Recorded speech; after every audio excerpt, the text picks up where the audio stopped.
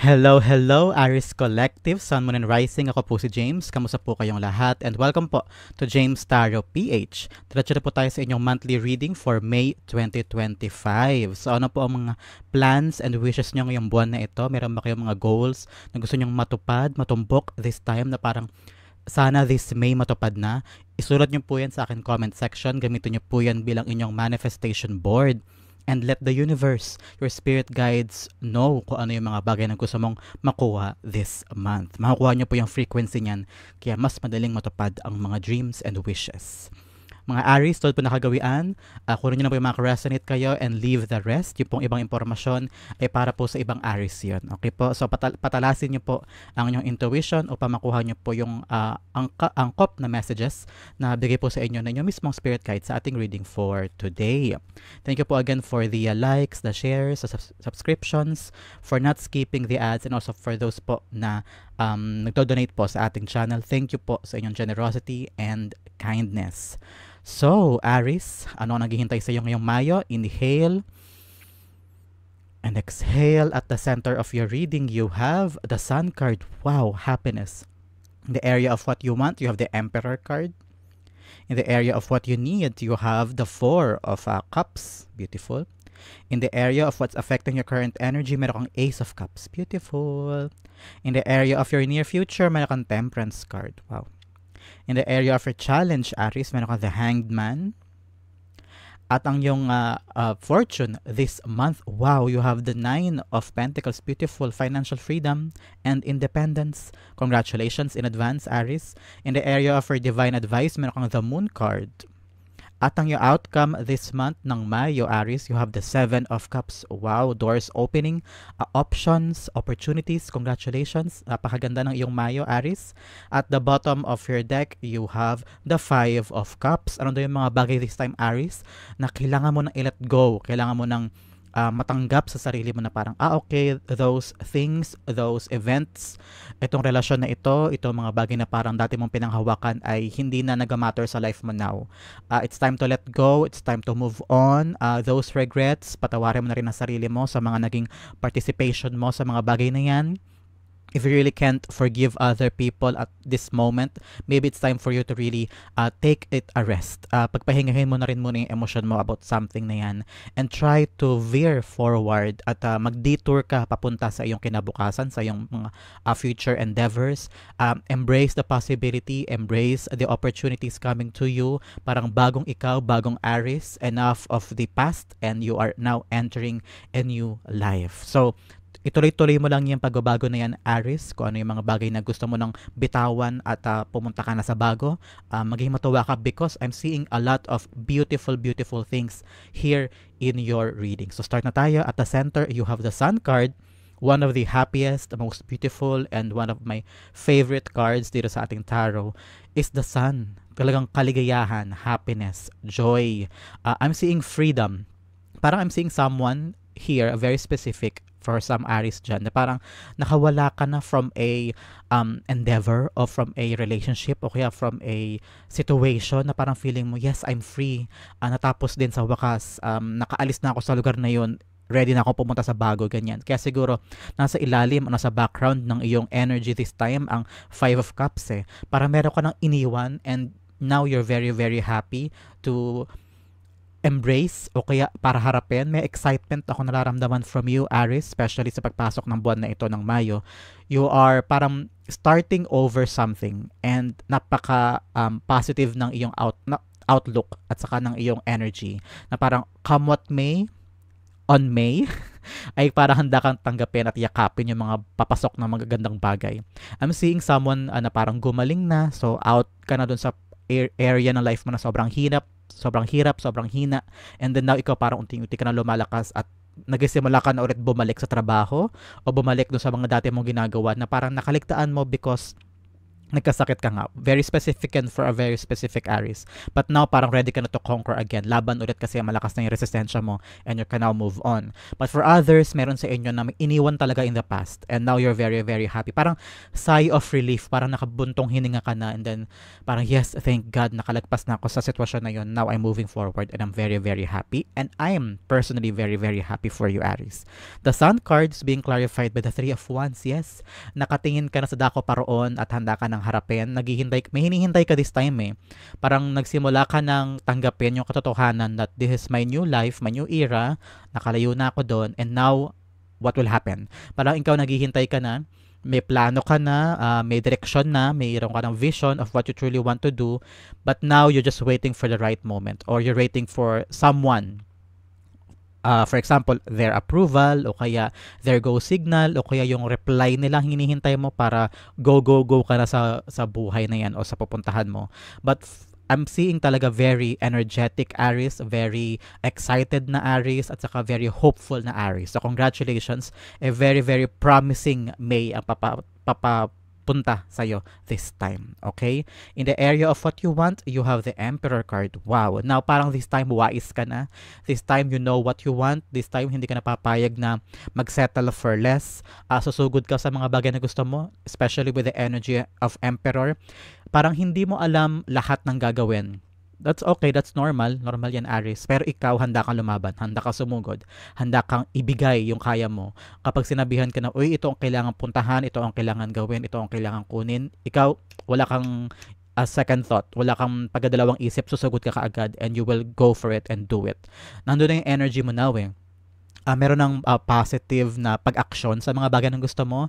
I'm seeing you fighting for what you think is right for you. At parang hindi ka na rin, well, for some Aries, parang hindi ka napapayag na papadikta ka kung ano yung dapat mong gawin. Kasi parang before, nasanay ka rin or napunta ka sa isang sitwasyon before na someone is feeding you kung ano yung mga bagay na dapat mong gawin. Now, parang binabalik mo yung autonomy and control in your life. Na parang gusto ko ako naman na magdedesisyon sa buhay ko, ako naman na maghahanap ng sarili kong kaligayahan. I will follow my dreams, I will follow the path that I want to go. Parang dito, this time, you are the leader of your life. The Emperor is being clarified by the Judgment card. Yes, pagod ka na, pinagpasa-Diyos mo to noon. Parang, God, please give me direction. I will do what you want me to do. Basta bigay mo lang sa akin yung parang maganda at clear na path and I will go there. I will follow you. But this time, ibigay mo sa akin yung parang kalayaan and freedom to do kung ano yung gusto kong gawin.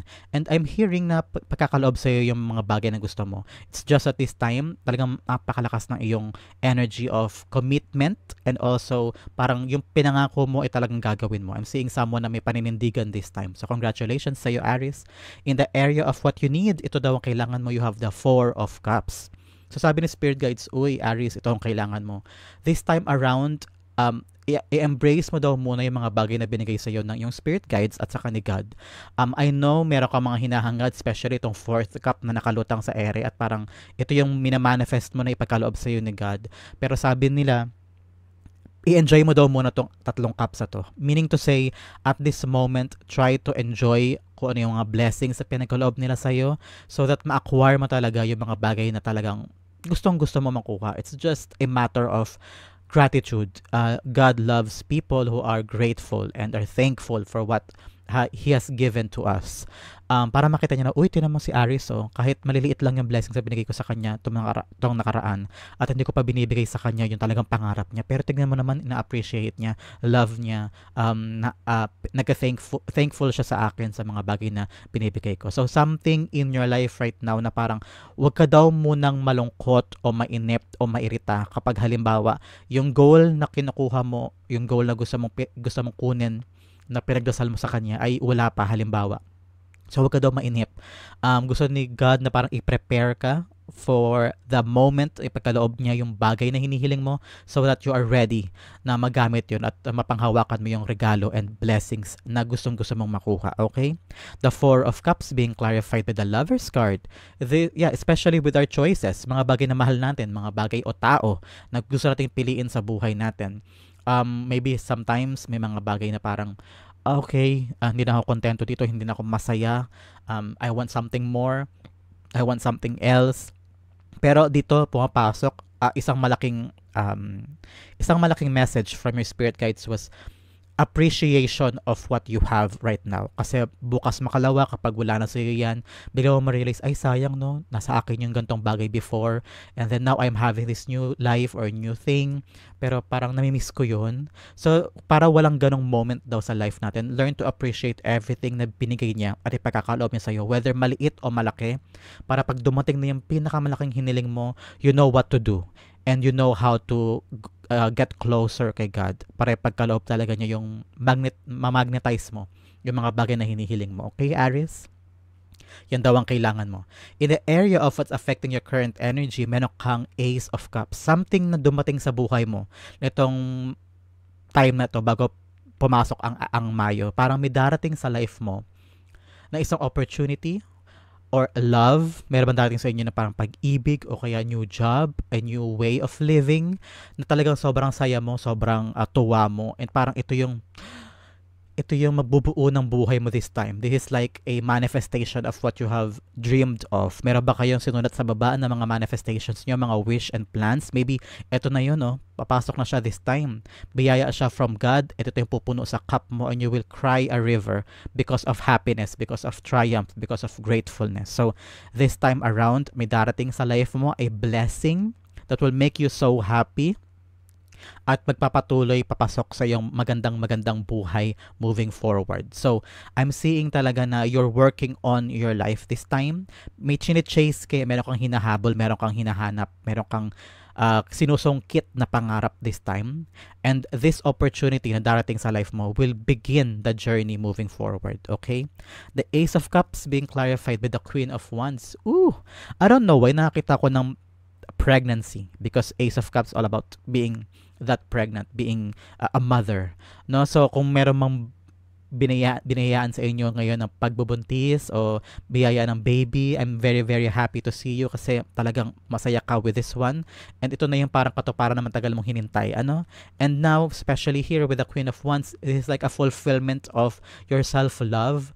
Parang sobrang joyous mo, sobrang saya mo, you embrace yourself, you celebrate your pagbuong pagkatao mo kasi parang ito yung naging katuparan na matagal mong dinasal, and with this one na papasok sa buhay mo, kung pregnancy man ito o kaya bagong blessings, bagong opportunity or a gift of love kung may dumating man sa buhay mo, it's just that parang this time parang I feel so complete, Lord. Parang this time I have everything that I need, kaya parang sobrang saya mo dito with the Queen of Wands. This is a very joyous and happy reading for you so far, ano? Especially in the near future, you have the Temperance card, balance, harmony, love, tranquility, peace. Whatever you manifested in your life, dumating na in the area of your near future. Kung ito yung baby na dinasal mo, yan, nabuntis ka na now, and then you're looking forward to a brand new future, ito paparating na siya. Ito yung kukompleto sa life mo. I'm seeing you kung mga nakaraang linggo, nakaraang buwan, parang sobrang daming struggles, sobrang daming mga iniisip na problema, pambayad sa ganito, pambayad sa ganyan. Probably ito na yung papasok sa life mo na pambayad, kaya tuwang-tuwa ka na this time, and now meron ka ng pera pang gastos sa mga susunod na buwan o linggo. And in the near future, I'm seeing you getting that balance. Walang struggle, walang lungkot, walang pagpipiga ng sobrang effort just to make ends meet, kung para makakuha ng pang-ipon o makabayad sa mga gantong bills, o kaya sa love life and harmony with the family. It's very, very peaceful, calm, and balanced life in the near future. So congratulations, Aries.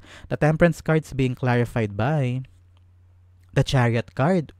Meron ka daw iiwanan in the past, parang out ka na talaga in the past, na parang lahat ng hirap na pinagdaanan mo nun, iiwan mo na yon. Iwan mo na yan sa April para pagpasok ng Mayo, you're going to a different level of your life. I'm seeing you chasing your dreams. Kailangan daw parang consistent ka this time. Kung ano yung mga bagay na dumating sa life mo now, and then you're so happy with this. Talaga ito yung naging bunga ng yung mga pinaghintay noon pa. And then ngayon parang ini-embody mo yung happiness, joy, and self-love. And I'm seeing you parang na-appreciate mo yung buhay, yung existence mo. And then you're trying here to balance things out. Kasi syempre, kung may darating na bagong blessings, kailangan mo pa rin maging consistent sa paghawak niyan, sa pag-evolve ng blessings na yan para maratili siya sa buhay mo o para mapangalagaan mo yung blessings sa'yo. And you're going forward, moving forward. Wala nang urungan to. This is like you getting blessings after blessings after blessings. Just commit to it. Be consistent lang sa mga bagay na gusto mo and dire-diretso na yan sa buhay mo. Congratulations, Aries. Dire-diretsong swerte, dire-diretsong biyaya. Kailangan mo lang ng consistency, okay? In the area of your challenge this month, Aries, you have the Hanged Man. Hanged Man is like parang pagtingin sa mga bagay on a different perspective. Kasi you're entering a new life eh. So masaya ka kasi may bagong darating sa buhay mo and you're taking things in your own hands, yung control and yung parang pagiging wais mo sa mga bagay na gusto mo this time. And may mga bagay ka nang iniwan. So nandito ka sa transition, new life, entering new things, may mga bagay na bago. So parang paano ba to? Paano ko ito panghahawakan? So meron ka ng initial plan pero teka, parang hindi ito yung right way. So, nalilito ka, naiinis ka kasi parang you only think of one big plan kung paano mo siya gagawin o one big way kung paano mo siya i-approach. So, sinasabi sa iyo ng spirit guides mo na, uy, maraming paraan, uy, maraming option A, B, or C, D para magawa mo itong bagay na ito, para masunod mo yung bagay o result na gusto mong makuha.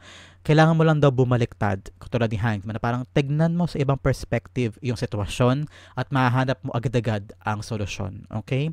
The Hanged Man is being clarified by the Sun card, yes. Yung mga bagay kasi na parang naiirita ka kasi hindi na yung plano mo sa isang sitwasyon ay hindi nasusunod, may irita ka kaagad. So it's taking away the happiness or the joy from you. Which is, sana wag mong gawin kasi ang ganda na ng pasok ng buwan sa iyo. You have the happiness here with the joy na pagpasok ng isang magandang blessing. Kaya huwag mo daw sirain yung winning streak o happy streak this time dahil lang may mga konting-konting aberya o konting-konting hindi pagkakaunawaan o mga solusyon o planong hindi natupad the way you planned it. So hindi kailangan perfect ang lahat ng bagay, Aries. Kung halimbawa nandiyan na yung blessing, nandiyan gagawin mo yung mga plano mo, paano mo magagamit, makapakinabangan tong blessing na ito. So huwag ka mainip, huwag ka mairita kapag halimbawa hindi siya nagiging maayos the way you envision it, okay? Always keep your cool, always enjoy, and be optimistic sa maraming bagay, okay? In the area of your fortune, ito ang pinakamaganda para sa lahat ito.